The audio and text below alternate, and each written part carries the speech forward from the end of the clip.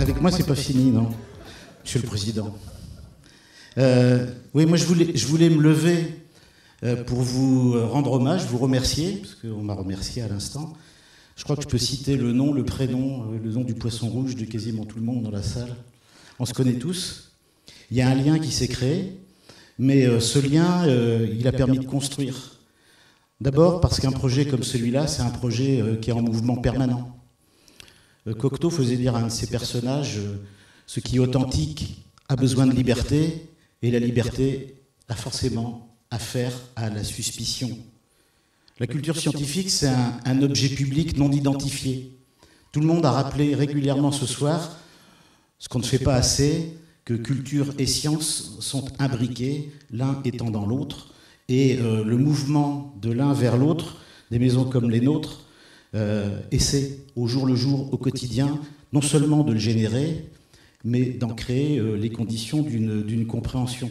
Alors si je suis debout, c'est aussi pour vous dire à quel point, et Mario Cotteron, notre président, l'a rappelé, à quel point ce projet est fait de chair et de sang. Il y a, alors ce sera la minute confucéenne, il y a forcément dans un projet une dimension de relation au passé et aux anciens.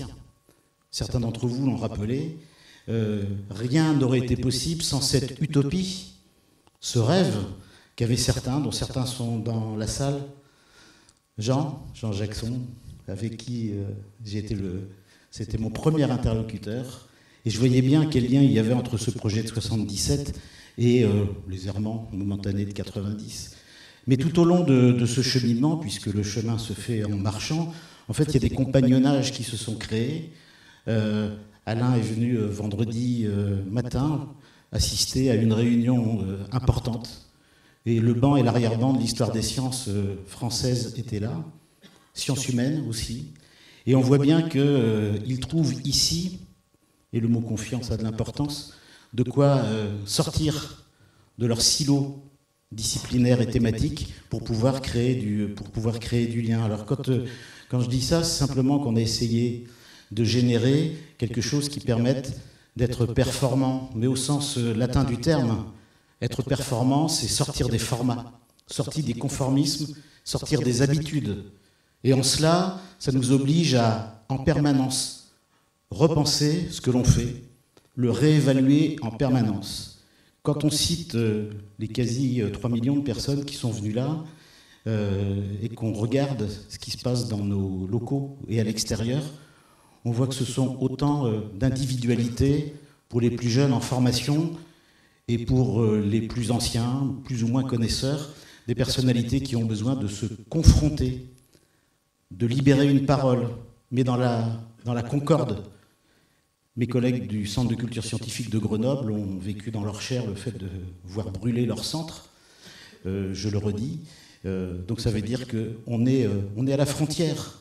On est à la frontière d'un certain nombre de choses. Donc, dans la lignée de Pierre Mendès France, dans la lignée des démocrates que sont mes amis, que je côtoie depuis une dizaine d'années, qui chacun, avec leur personnalité, présente une facette de ce dont nous avons besoin pour revivifier concrètement, simplement, au quotidien, la vie, et revivifier la vie de toutes et de tous. Donc cette maison continuera ce travail de débat, continuera ce travail du hors les murs, mais surtout devra permettre à celles et ceux qui le souhaitent de venir contribuer à cette offre qui est un permanent aller-retour entre le terrain, la réalité et une vision à plusieurs années. C'est en ce sens-là que la présence de Poitiers, ville ou Grand Poitiers, de la région, nous permet de faire cet aller-retour entre ce quotidien, cette programmation, cette présence culturelle dans la ville, dans la cité, sur le territoire, mais également de pouvoir prendre le temps,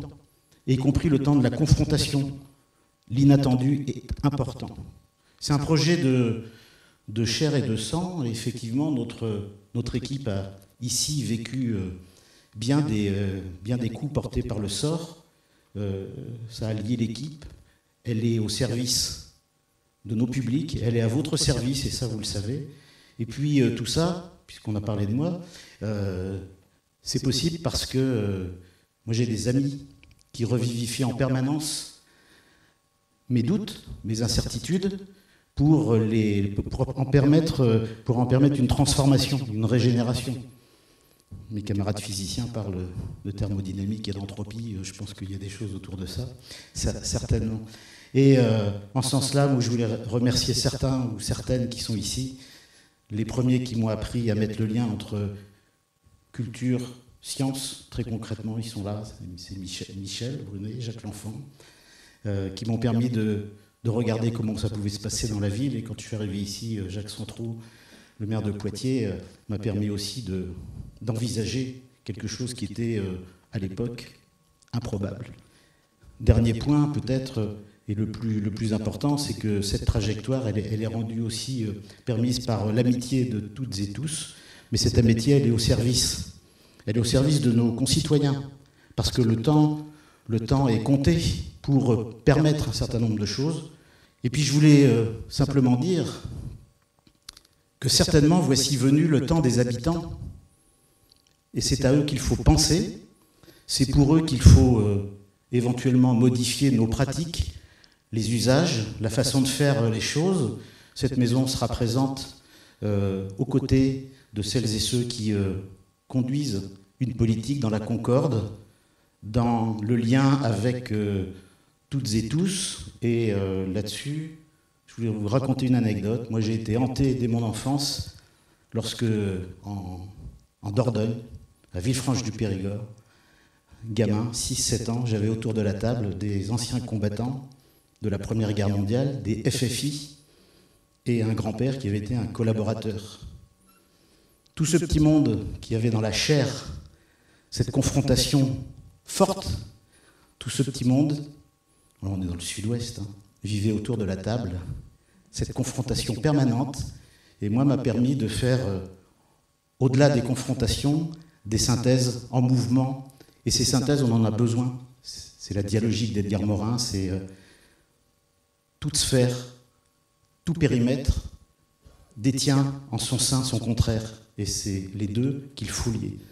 Donc pour le futur de la culture scientifique, c'est ce lien qu'il faut en permanence vivifier. Merci à toutes et à tous.